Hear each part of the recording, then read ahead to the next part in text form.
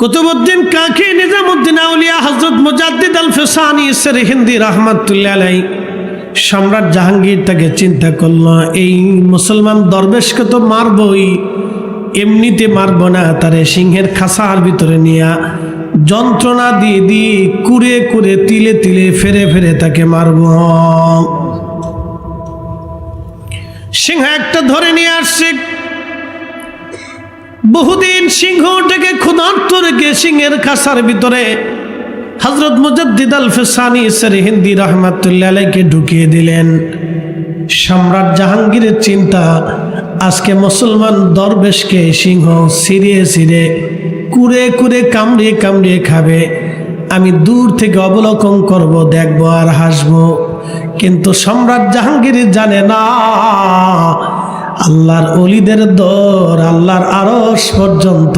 কথা বলেন ঠিক কিনা? তেলের গাড়ি তেলে চলে,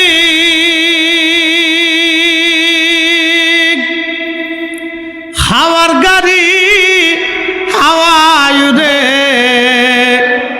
বিনা তেলে চালাই গাড়ি নবী সুলাইমান। আমরা সেই মুসলমান, ঠিক কিনা?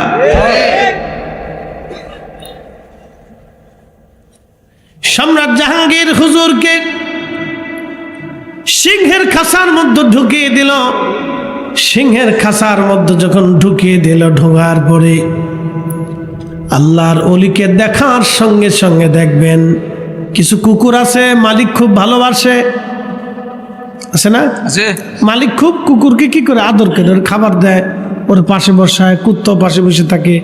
গোসলের সময় কুত্তাও পুকুরে নামে, এতে ডলে ডলে গোসল টোসল করায় দেয়।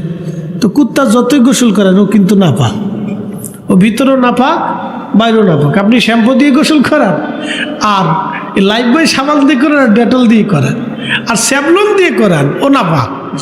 ওর বাইরেও না পাক, ভিতরেও না পাক। এবার আপনি যত পারেন হুতাই থান, শুয়ে থান, কম্বলে মিছিলেন, সুমা দেন, ঘাড়ে করেন, দৌড় পারেন, কাজ হবে না, ও না পাক। আল্লাহ না পাক করছে। প্রিয় উপস্থিতি, হযরতে মুজাদ্দিদ আল ফিসানি সরহিন্দি রাহমাতুল্লাহ আলাইহি সিংহের খাঁচার ভিতরে তিনি নামাজে দাঁড়িয়ে গেলেন। আপনার বাড়ির কুকুরটাকে আপনি যেভাবে আদর করেন, লাঠি চবর যদি দেন, দেখবেন কুকুর আবার আপনার কাছে ঘুরে ঘুরে লেজ বাঁকায়া, পিঠ বাঁকায়া, মাথা নোয়াইয়া আপনার চারপাশে ঘুরবে আর বলবে, মালিক আপনি যতই মারেন আপনার দরজা আছে, আমি যাব না। ঠিক কিনা? এটা হচ্ছে কুকুরের আনুগত্য, যে আপনি যতই মারেন আমি কিন্তু আপনার দরজা ছাড়তেছি না। তো লেজরে বেঁকাইয়া, মাথা টাথা নোয়াইয়া আপনার সামনে এসে চুপচাপ বসে থাকে। তো ওই রকম লুজ লেজ বেঁকাইয়া, মাথা নোয়াইয়া, শরীর ঘুরাইয়া সিংহ হযরত মুজাদ্দিদ আল ফিসানি সরহিন্দি রাহমাতুল্লাহ আলাইহির সামনে খাঁচার ভিতরে বসে গেল। একসাথে বলেন আল্লাহু আকবার। সম্রাট জাহাঙ্গীর মুজাদ্দিদকে চিনে নাই, কিন্তু সিংহ চিনে ফেলছে। তো মুজাদ্দিদ আল ফিসানি সরহিন্দি তখন নো টেনশন, কোনো চিন্তা নেই। আমরা হলে সিংহ দেখলে ডরাইতাম, কুত্তা দেখলেই ডরাই, সিংহ তো আরো পরে। সাপ দেখলে ডরাই, সিংহ তো আরো পরের কথা। তো সিংহ দেখার পরে মুজাদ্দিদ আল ফিসানি সরহিন্দি রাহমাতুল্লাহ আলাইহি নামাজে দাঁড়িয়ে গেলেন। কোনো টেনশন নেই, তিনি নামাজ পড়তেছে, নামাজ পড়তেছে। সিংহ বসে বসে পাহারা দেয়, মুজাদ্দিদ আল ফিসানি সরহিন্দি নামাজ পড়ে। দীর্ঘ সময় নামাজ পড়তে লাগলেন। সিংহটা বসে বসে পাহারা দেয়, মাথা নোয়াইয়া। সম্রাট জাহাঙ্গীর চিন্তা করলো, হায় হায়, সিংহকে পাঠাইলাম অলিরে খাওয়ানোর জন্য, খাওয়ার জন্য, এই দরবেশটাকে খাওয়ার জন্য সিংহ পাঠাইলাম, এই সিংহ দেখি তাকে পাহারা দেয়। এটা তো আর সাধারণ মুসলমান না, সব মুসলমানের সাথে যুদ্ধ করা যাবে, এই মুসলমানের সাথে যুদ্ধ করা সম্ভব না। কথা বলেন ঠিক কিনা? আমেরিকা আগুন কে লাগাইছে? আমেরিকায় আগুন লাগাইছে কে? আমরা। লাগাইছে কি? একসাথে বলেন, কে লাগাইছে?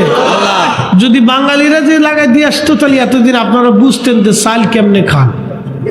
হ্যাঁ, এই 15 দিনে বুঝাই দিত যে চাল আপনারা কিভাবে খান, এটা বুঝাই দিত। বুঝাই দিত যে ঘরে কেমনে ঘুমান, আগুন লাগাবেন, গম ছুটেই দিত এতদিন। ক্ষেপণাস্ত্র মাইরে, অস্ত্র মাইরে, বম্পিং করিয়া, বিমান হামলা করিয়া অস্থির করে ফেলতো এতদিন। পাগল বানিয়ে ফেলতো বাঙালিদেরকে, পাগল বানিয়ে ফেলতো এতদিন আপনাদেরকে। ঘুমানো আবার মাহফিল করা, বাজার করা, আবার পাগল বানিয়ে ছাড়তো এতদিন। অন্তত 36,000 বার বম্পিং করতো বাংলাদেশ। প্রিয় উপস্থিতি, ফিলিস্তিনে তারা একটার পর একটা বোমা বর্ষণ করলো, বাইতুল আকসাতে বম্পিং করলো তারা, একটা দুইটা না, হাজার হাজার বোম প্রত্যেকটা বাড়িতে, প্রত্যেকটা বোমা ফেলাইলো, প্রত্যেকটা বাড়ি মাটির সাথে মিশে গেল। তারা গাজার শহরটাকে শহর বানায় নাই, একবারে বিরান ভূমি করে ফেলে দিয়েছে।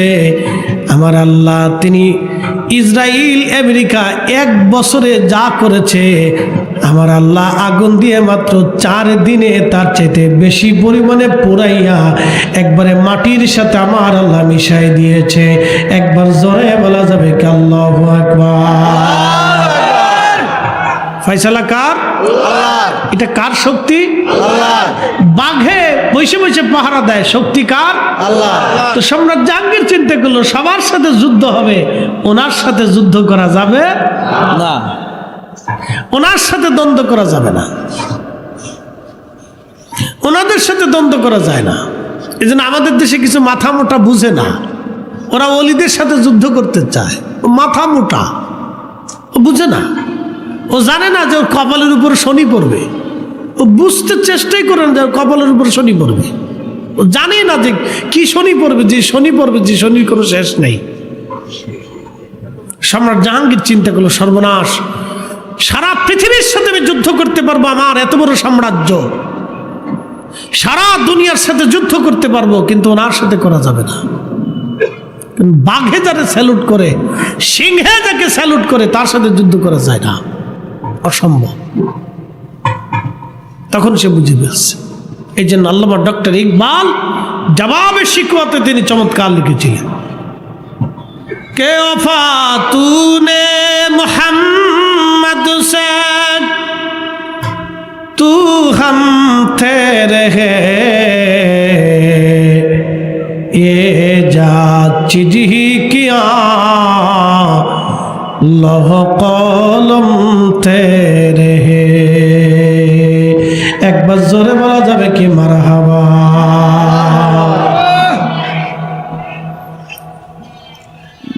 ए मुसलमान खूब मनोयोग दिबेन,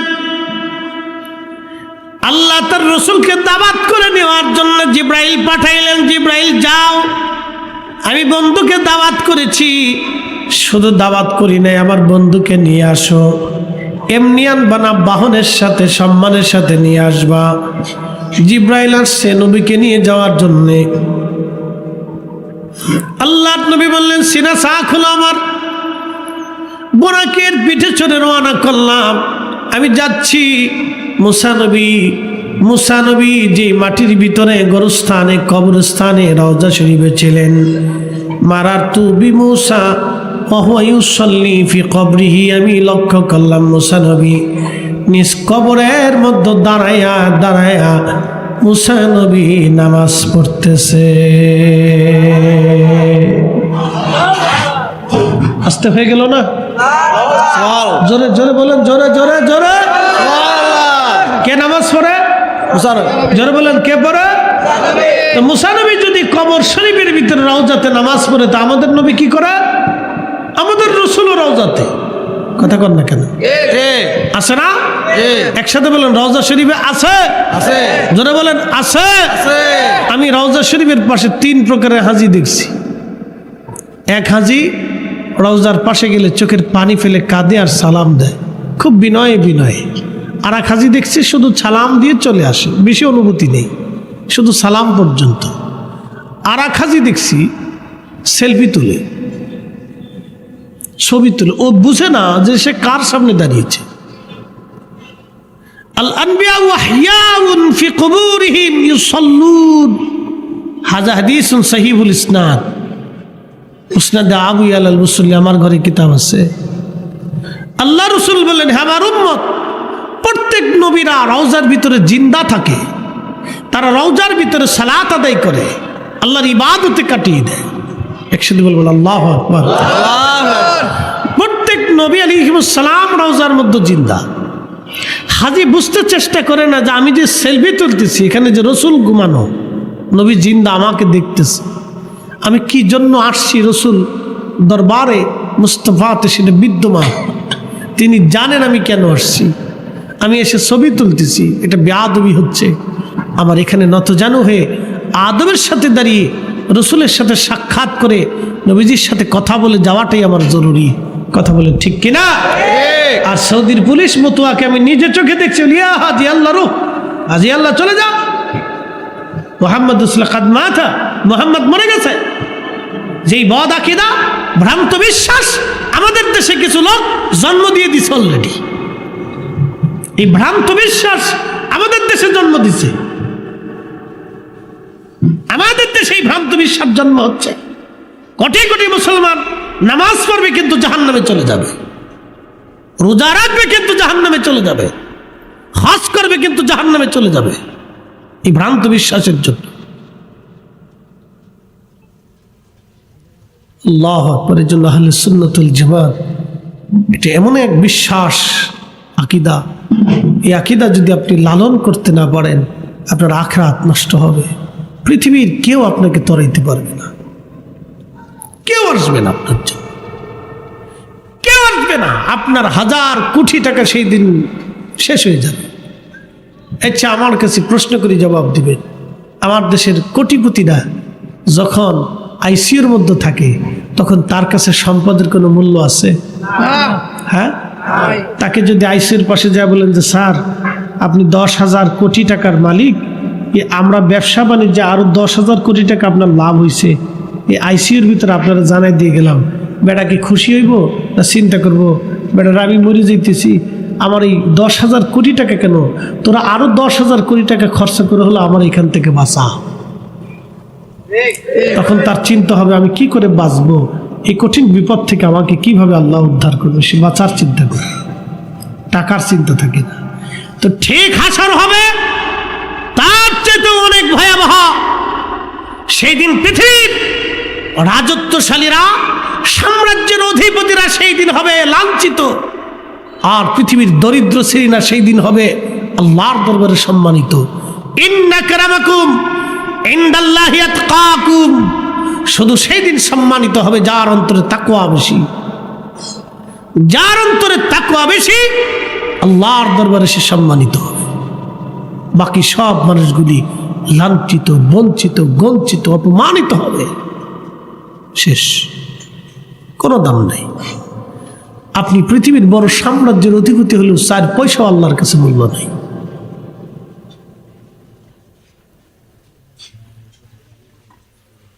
আপনি বুঝেন তো, তাহলে আল্লাহ রসুলকে আল্লাহ কি পরিমাণে সুপ্রিম পাওয়ার দিলে তাকে মেরাজের রাত্রে দাওয়াত করে মেহমানকে, বার্তাবাহককে দিয়ে সম্মানের সাথে আহলান সাহলান দিয়ে ফেরেশতা বেষ্টিত করে বরাকের পিঠে চড়িয়ে আলিশান মর্যাদা দিয়ে সৃষ্টিকে স্টাপ করে দিয়ে শুধুমাত্র আল্লাহ রসুলকে নামার জন্যে জিবরাইলকে আল্লাহ পাঠিয়ে দিচ্ছে।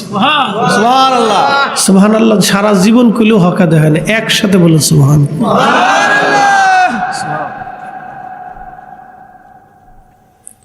প্রিয় নবী বললেন, আমি বাইতুল আকসায় গেলাম, মসজিদের মধ্যে ঢুকে দেখি হযরত ইব্রাহিম আলাইহিস সালাম দাঁড়ায় দাঁড়ায় নামাজ পড়ে। সাহাবীরা, ইব্রাহিমকে দেখতে তোমার নবীর মতো দেখা যায়। আমি দাঁড়ায় দেখি মুসা কালিমুল্লাহ নামাজ পড়ে। মুসা আলাইহিস সালামের চুলগুলি কোকড়ানো, মুসা আলাইহিস সালাম একবারে গোধূম বর্ণের, বেশি লম্বাও না ছোটও না। ঈসা নবীকে দেখলাম ঘাড় বাবড়ি, চুলগুলি ঘাড় পর্যন্ত বেয়ে বেয়ে পড়েছে, চুল এত সুন্দর মনে হচ্ছে, চুল বেয়ে বেয়ে বেয়ে বেয়ে মুক্তার দানার মতো ফুটায় ফুটায় ফুটায় ফুটায় পানি আসে।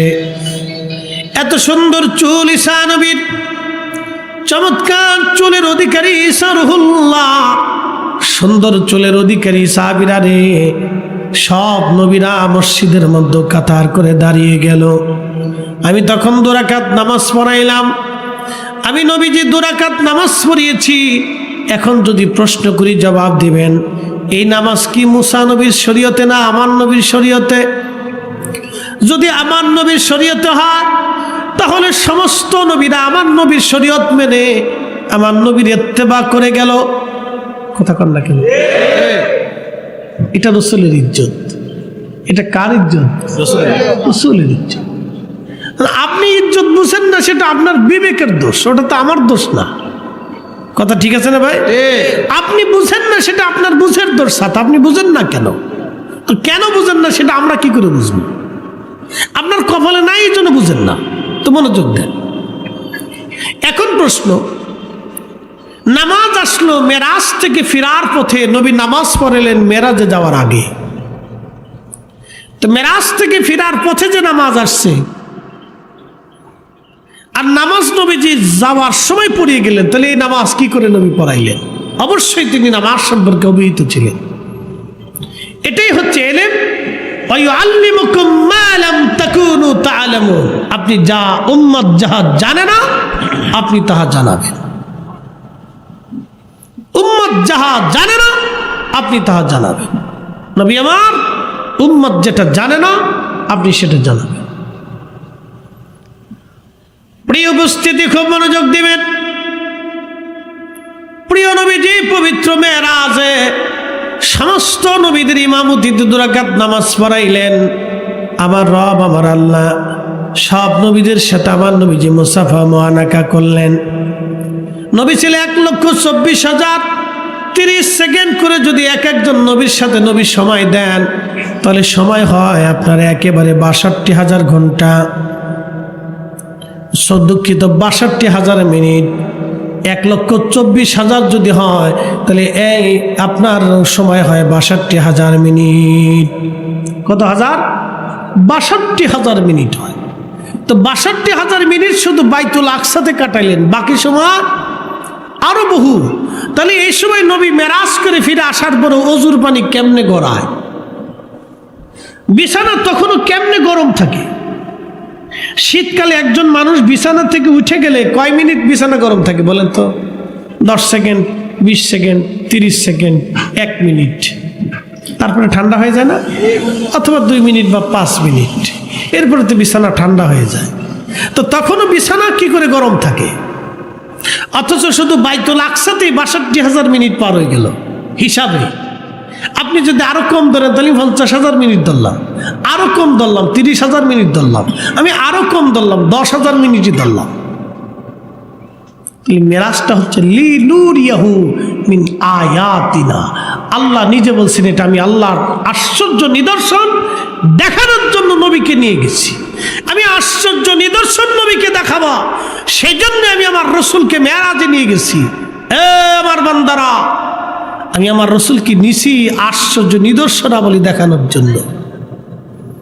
এর অর্থ হচ্ছে তামাম সৃষ্টি তখন আল্লাহ স্টাম্প করে দিয়ে শুধু রসুলের মেরাজকে চালু রেখেছিলেন।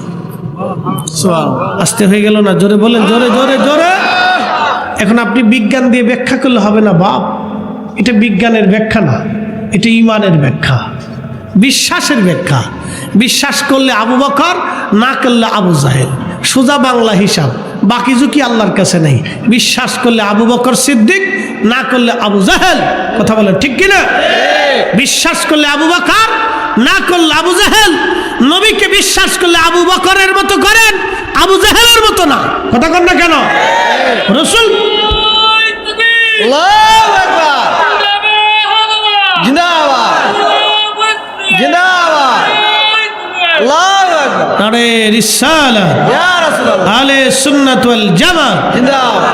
আল্লাহ কবুল করুক, বলে না আমিন। আমিন। বিশ্বাস করলে কোরআন মতো আবু বকরের মতোই করতে হবে। ঠিক আছে না ভাই? প্রিয় উপস্থিতি, মনোযোগ দিবেন। বাইতুল আকসাতে দীর্ঘ সময় কাটাইলেন। পাথর ফুটা করলেন, জিব্রাইল শাহাদাত আঙ্গুল দিয়ে বোড়া করে পাথরে বাঁধলেন। ঠিক মেরাজ সংগঠিত হওয়ার কিছুদিন পরে আবু সুফিয়ান তার একটা বণিক দল নিয়ে রোম গেছেন। রোম রাজ্যে গেছেন ব্যবসা করার জন্য। তখন সিরিয়া, মিশর, ফিলিস্তিন থেকে শুরু করে বিরাট অংশ রোমানদের অধিকারে ছিল। এটা আরব্য রোমান বলা হতো। আর আরেকটা রোমান ছিল বর্তমান তুরস্ক। তুরস্কের ইস্তানবুলের রাজধানী ছিল কনস্টান্টিনোপল। এই কনস্টান্টিনোপল ছিল রোমানদের প্রধান রাজধানী। হাজার হাজার বছর ধরে এই রাজধানী চলমান। আর একটা রোমানদের রাজধানী ছিল বর্তমান ইটালির রোম। এখানে আরেকটা রাজধানী ছিল। রোম সাম্রাজ্য পৃথিবীর বড় সাম্রাজ্যের একটা সাম্রাজ্য। আরব্য রোম রাজার কাছে, সম্রাট হেরাক্লিয়াসের কাছে আবু সুফিয়ান সহ একদল বণিক ব্যবসার উদ্দেশ্যে যাওয়ার পরে সম্রাট বললেন, আরব্য বণিকদেরকে ডাকো। রাজদরবার আরব্য বণিকদেরকে ডাকা হলো। ডাকার পরে জিজ্ঞেস করা হলো, তোমাদের মধ্যে প্রধান কে? আবু সুফিয়ান বলল, আমি প্রধান। রোমান সম্রাট বলতেছে, হে আরব্য প্রধান বণিক আবু সুফিয়ান, তোমাদের দেশে বলে একজন নবী আসছে, তার নাম মোহাম্মদ। বলে হা। বাবার নাম আব্দুল্লাহ? বলে হা। মায়ের নাম আমেনা? বলে হা। তাহলে তেনার বংশ? বলে হাশেমি কুরাইশি? বলে হা। বলে আবু সুফিয়ান, শুনছি সে নাকি দারুণ চমৎকার, সুন্দর জবানের অধিকারী, সুমিষ্ট ভাষা এবং সত্যবাদী। আমি আরো তার ন্যায় প্রণতা, তার সুন্দর কথা শুনেছি। আবু সুফিয়ান, তাহলে তোমরা কেন তাকে নবী বলে মানো না? আবু সুফিয়ান বলতেছে, আবু সুফিয়ান, তাহলে তোমরা তাকে নবী বলে মানো না কেন? তখন আবু সুফিয়ান চিন্তা করলো, এতদিন আমরা পারি নেই, তো আজকে রোমান সম্রাটটি একটু খেপাইয়ে দিই। সে বলতেছে, বাদশা, আমরা তাকে যে মানি না এর পিছনে কারণ আছে। বলে কারণ কি? কারণ হলো সে আগে ভালো ছিল, কিন্তু এখন পাগল হয়ে গেছে। বলে কেমন? সে বলতে চাচ্ছে বাইতুল্লাহ হয়ে, বাইতুল আকসা হয়ে, সব নবীদের ইমামতিতে বাইতুল আকসাতে নামাজ পড়াইয়া নবীদের সাথে দেখা সাক্ষাৎ করে প্রথম আসমান হয়ে সপ্তম আসমান পাড়ি দিয়ে সিদরাতুল মুনতাহা হয়ে আল্লাহর সাথে দেখা সাক্ষাৎ করে জান্নাত জাহান্নাম দেখে ঘুরে বলে যখন সে বাড়িতে গেছে তখন অজুর পানি গড়ায়, তখন বলে বিছানা গরম। বলেন সম্রাট, এই কথা কি মেনে নেওয়া যায়? পাগল ছাড়া এই কথা কি কেউ বলতে পারে? তখন রোমান সম্রাট চিন্তা করতেছে, কথা তো খুব আশ্চর্য, এটা কি করে মানা যায়? তো রোমান সম্রাট খুব চিন্তিত হয়ে গেলেন, খুব সিংহাসনে বসে চিন্তা করতেছেন, এটা কেমন কথা? তো ঠিক এমনই বাম পাশে পাদ্রী বসা ছিলেন, দাঁড়ানো ছিলেন। তিনি বাইতুল আকসার প্রধান পাদ্রী ছিলেন, বাইতুল আকসা মসজিদের প্রধান ইমাম ছিলেন। খ্রিস্টীয় ইসাই ধর্মের উপরে তিনি প্রধান ইমাম। তো দেখেন, তখন তিনি বলতেছে, সম্রাট, এই আরব্য বেদুইন বণিক যদি সত্য কথা বলে থাকে, তাহলে আমিও বলতেছি হা, উনি আখেরি নবী, ওনার মেরাজ হয়ে গেছে। একসাথে বললেন আল্লাহু আকবার। ঘটনা বুখারীতে আসছে। তো রোম সম্রাট বলল, পাদ্রী, কি করে বলেন এই কথা? বলে হ্যাঁ, আমি ওই রাতে নিজে উপস্থিত ছিলাম। পাদ্রী বলতেছে, হুজুর, বাদশাহ, আমার প্রত্যেক দিনের অভ্যাস অনুযায়ী, আদত অনুযায়ী আমি প্রত্যেক দিন রাত্রিবেলা বাইতুল আকসায় দরজা জানালা বন্ধ করে আমি চলে আসি। তো ওই দিনের অপেক্ষায় জানালা দরজা বন্ধ করলাম, সব জানালা দরজা বন্ধ করে দিয়েছি, কিন্তু মেন দরজা বন্ধ করতে পারি নাই। আসল দরজাটা বন্ধ করতে পারি নাই। আমি দরজার পাশে যেয়ে দেখি কার্নিশটা নেমে দরজা লেগে গেল। বহু চেষ্টা করলাম দরজাটা লাগানোর জন্য, কিন্তু কোনো মতেই দরজা ডান বাম করা যায় না। চিন্তায় পড়ে গেলাম, মিস্ত্রি নিয়ে আসলাম কারণটা জানার জন্যে। মিস্ত্রি এনে বহু চেষ্টা করলাম দরজা ডান বাম করে খোলার জন্য। মিস্ত্রিও চেষ্টা করলো, কিন্তু পারল না। মিস্ত্রি বলল, পাদ্রী, আমরা রাত্রিবেলা কাজ করতে পারবো না, যেহেতু কার্নিশ পাথর দেবে যাইয়া দরজার সাথে লেগে গিয়েছে। এই দরজা যদি খুলতে হয় তাহলে অবশ্যই কার্নিশ কেটে ফেলতে হবে। এই পাথরের কার্নিশ রাত্রিবেলা কাটা সম্ভব হবে না, কালকে সকালবেলা আমরা এটা কেটে দিব, দরজা ঠিক করে দিব, আমরা রাত্রিবেলা চলে যাই। বলে সম্রাট, আমি দরজা খুলে রাত্রিবেলা বের হয়ে চলে আসছি। ওইভাবে দরজা রেখে চলে আসছি।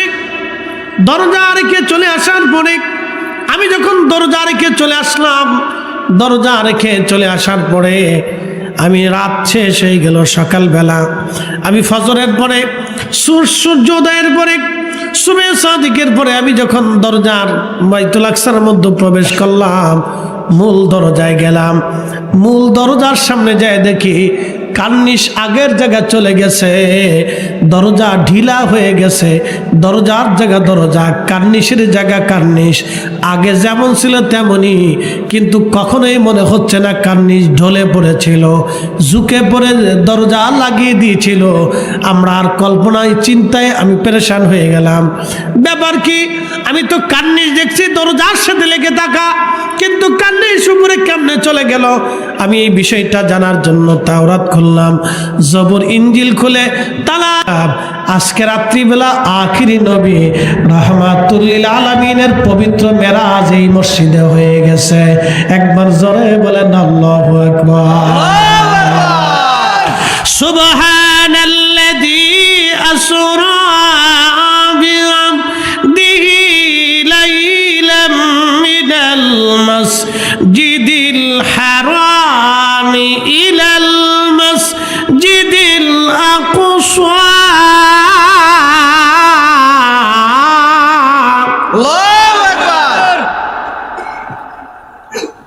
আল্লাহ ঘটনাকে উল্লেখ করতে যায়, নিজেই সুবহানাল্লাহ বললেন। আসরা রাত্রিকালীন সফর, বিআবদিহি, আব্দুন আরবি শব্দ। ইমাম ইবনু কাসির তাফসীর ইবনু কাসিরের মধ্যে তিনি লেখেন, রুহু এবং দেহর সংমিশ্রণকে বলে আব্দ বলা হয়। শুধু রুহুকে আব্দ বলা হয় না, শুধু দেহকে আব্দ বলা হয় না, রুহু এবং দেহর অ্যাডজাস্টকে আব্দ বলা হয়। এই জন্য আল্লাহ নবীকে আবদিহি লাইলাম মিনাল মাসজিদিল হারাম, আল্লাহ তার রসুলের বেলা আব্দুন শব্দ ব্যবহার করেছে, কারণ ওই সময় নবী সজাগ ছিলেন, নবী দেহদারি ছিলেন, রুহ এবং দেহ একসাথে ছিল। সব নবীরা নবীর পিছনে নামাজ পড়লেন, শুধু রুহ এসে নামাজ পড়ে নাই, নবীরা দেহ এবং রুহ নিয়ে আমার নবীর পিছনে ইক্তেদা করে নামাজ পড়েছিলেন। এটা আশ্চর্য, আশ্চর্য। লিনুরিয়াহু মিন আয়াতিনা, আমি আল্লাহর আশ্চর্য নিদর্শন দেখানোর জন্য নবীকে নিয়েছিলাম। খুব মনোযোগ দিয়ে। তো রোম সম্রাট বলতেছে, পাদ্রী ঠিক বলে, হ্যাঁ আমি ঠিক দেখেছি, আমি সারা রাত চেষ্টা করেছি দরজা বন্ধের জন্য, মিস্ত্রি এনেছি, পারিনি, কিন্তু রাত শেষ সকালবেলা আসছি, সুবে সাদিকের সময় এসে দেখি দরজা ওইভাবে সেরকম আগের মতো কার্নিশ রয়ে গেছে। তাওরাত জবুর ইনজিল খুলে নিদর্শনাবলীর মধ্যে খুঁজে দেখলাম, ঠিক আজকে রাতে এই মুহূর্তে এই রজনীতে নবীর মেরাজ হয়েছে। সব নবীরা বাইতুল আকসায় ঢুকেছে, আমাদের নবীও গিয়েছে। জিবরাইল আমিন সেই পাথর ফোঁটা করেছে, সেই পাথর এখনো বাইতুল আকসাতে আছে। আরো জোরে বলে, আরো জোরে। নবী কি ইচ্ছা করে গেছে না আল্লাহ নিছেন? নবী কি ইচ্ছা করে দাওয়াত নিছে না আল্লাহ দাওয়াত করে নিছেন? তাহলে যখন মেহমানকে দাওয়াত করে আনা হয় তখন মেহমানের সম্মান বাড়ে। কথা ঠিক আছে না? আর যদি মেহমানকে গাড়ি দিয়ে, মানুষ দিয়ে, লোক দিয়ে আনানো হয় তো আরো সম্মান বাড়বে। আজমল ভাই যদি ঢাকার থেকে আমাকে একবারে গাড়িতে করিয়া বহর করে নিয়ে আসছেন, তাহলে বোঝা যেত আজমল ভাই আমার প্রতি একবারে প্রেম 100-100। কথা ঠিক আছে না? যেমন আপনারা বিয়ে করার জন্য বউ আনতে যান না, বউ আপনাদেরকে নিতে যায়। অনেক জায়গায় নেয়, পৃথিবীর অনেক আদিবাসীরা তাদের স্বামীদেরকে তারা আনতে যায়, আর আমাদের হিসাবে আমরা স্ত্রী আনতে যাই। তার অর্থ হলো আপনি ওই মেয়েটাকে বেশি মহব্বত করেন, মহব্বত করেন বিধায় আপনি দল বল সহ লোক লস্কর নিয়ে, আত্মীয় স্বজন নিয়ে, সাইজে গুজিয়ে, গাড়ি গুড়ি ভাড়া করিয়া, ফুল টুল দিয়ে সাজাইয়া আপনি তারা আনতে যাইতেছেন। আপনি খালি বিয়ে চলনে গেলে হবে না, চলনের মর্ম বুঝতে হবে। বুঝতে পারছেন যে আপনারা তাকে আনতে যাইতেছেন, সে কিন্তু আপনাদেরকে নিতে আসতেছে না, বরং আপনারা মেয়েকে আনতে যাইতেছেন। তার মানে বরের চাইতে মেয়ের দাম বেশি এখানে। মারহাবা বলবেন না? না না, আরো জোরে বলেন মারহাবা। আপনি আনতে যাচ্ছেন, এর অর্থ হচ্ছে ওই মেয়ের সম্মান বেশি যে আপনি তাকে আনতে দিতেছেন।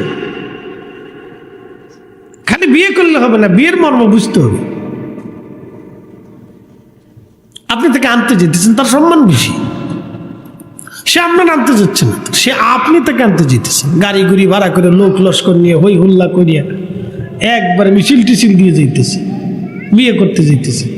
সোনা দানা, টাকা পয়সা, গহনাপত্র সবকিছু লয়ে যেতেছেন যে ম্যাডাম আসেন, আপনি হোম মিনিস্টার। মারহাবা কোন? মারহাবা। আপনি কি মিনিস্টার? হোম মিনিস্টার বুঝছেন নি? ঘরের মন্ত্রী। উনি ঘরের মন্ত্রী, উনি ঘর ঠিক করে, উনি হোম মিনিস্টার। হতে বাড়িতে গেলে খুব হিসাব কিতাব করে যান, বাজার সাথে ভালোটা করে যান, মাঝে মধ্যে কিছু কিনে টিনে দিয়ে, সোনা দানা গহনা দামি শাড়ি টাড়ি এগুলি কিনে দিয়ে। উনি হোম মিনিস্টার, বুঝতে পারছেন? তা আপনি হোম মিনিস্টার আনতে যেতেছেন, সাজায় গোজায় খুব একবারে সবকিছু নিয়ে যাইয়ে দিয়ে আনতেছেন। হোম মিনিস্টার উনি, হয়তো ওনাকে স্যালুট দিতে হবে।